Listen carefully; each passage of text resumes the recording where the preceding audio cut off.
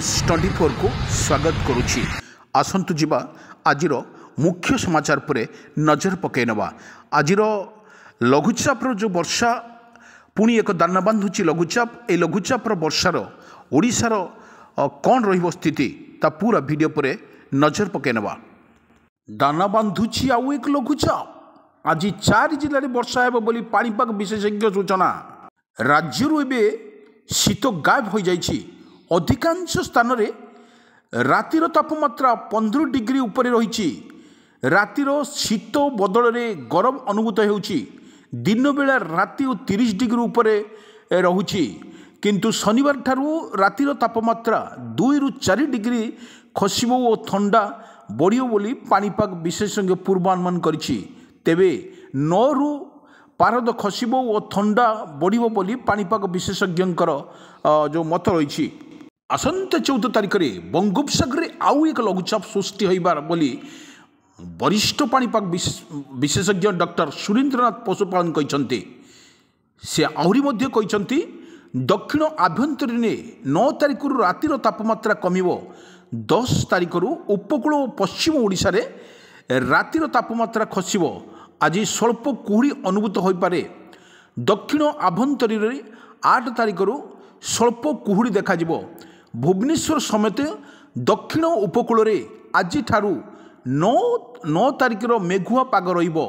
किंतु आज ठारू आभ्यंतरीण 8 और 9 तारिख जाए दक्षिण आभ्यंतरीण रे 9 ରୁ 10 जाए पश्चिम ओडिशा आभ्यंतरीण रे पाग आंशिक मेघुआ रही पारे बोली विशेषज्ञ पाणीपाग तरफ सूचना। बंधु एवं दक्षिण पूर्व बंगोपसागर सृष्टि होइथुवा घूर्णिबलय आहुरी घनीभूत हेबो। 12 तारिख यह श्रीलंका उपकूल छुई पारे। 14 रे दक्षिण पूर्व बंगोपसागर और दक्षिण अंडमान सागर रे लघुचाप रूप नेबा पई 48 घंटे अवपात रूप नहीं श्रीलंका और दक्षिण तमिलनाडु मुहाइबो बोली से कहते। पश्चिम वायु प्रभाव रे एबे रातिर तापमात्रा अधिक रही, किंतु पश्चिम वायुर प्रभाव रे आज आसंता काली किछि स्थान रे वर्षा हेबार मध्य संभावना रही। आज खोर्धा, अनुगुल, ढेंकानाल और जाजपुर जिले में वर्षार हेबार संभावना रही। 8 तारिख रे आभ्यंतरीण ओडिशा और उत्तर ओडिशा रे वर्षा हेबो। किछि स्थान रे जो कुआपथर वर्षा हो पारे। 9 ରୁ ठंडा बढ़िबो और 10 और 11 रे अधिक ठंडा अनुभूत हो बोली पूर्वानुमान करिछि आंचलिक पाणीपाग विज्ञान केन्द्र। 14 तारिख रे डिप्रेशन बंगोपसागर लघुचाप।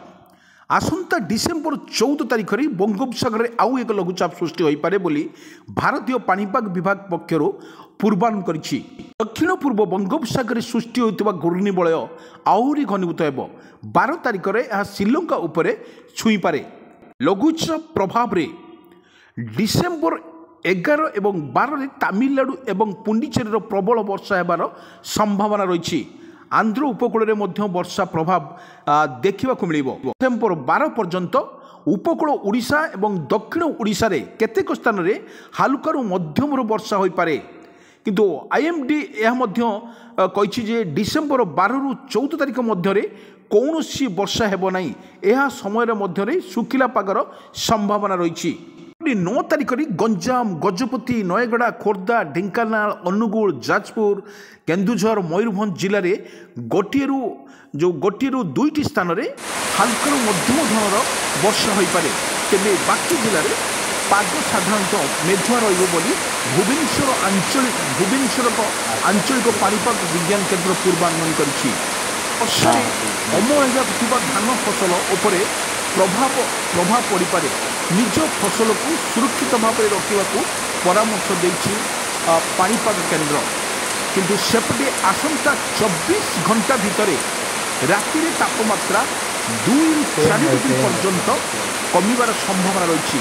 मयूरभंज, केन्दुझर, सुंदरगढ़, झारसुगुड़ा, देवगढ़, सम्बलपुर, बरगढ़ प्रमुख जिले में रातिर तापमात्रा 2 ରୁ 4 डिग्री पर्यंत कमिबार संभावना रही। आकलन करिछि पाणीपाग विभाग आज बंगोपसागर सृष्टि और लघुचाप ओडिशा उपरे पड़िबोनी यार प्रभाव। किंतु लघुचाप आज बंगोपसागर पुणी एक लघुचाप सृष्टि हो पारे। यह प्राथमिक भाव तमिलनाडु मुहाइब पश्चिम उत्तर उत्तर पश्चिम दिगरे गति करी आसंता 12 तारिख बेलू श्रीलंका निकट में पहुँचब। लघुचाप घनीभूत हो एक सुदृश्य लघुचाप परिणत हो पारे, तेबे यह अधिक घनीभूत होबार संभावना क्षण रही। ओडिशा उपरे लघुचापर प्रभाव पड़ब नहीं, तेबे तमिलनाडु और पुडुचेरी उपरे पुणी वर्षा विपद रही। लघुचाप प्रभाव में पुडुचेरी एवं तमिलनाडुर आसंता 11 और 12 तारिख में प्रबल वर्षा हो पारे। उपकूल आंध्र प्रदेशर मध्यम वर्षा संभावना रही, किंतु अन्य पक्षरे 12 रु बढ़िब शीत, किंतु जो उपांचलित उपकूल सबुठी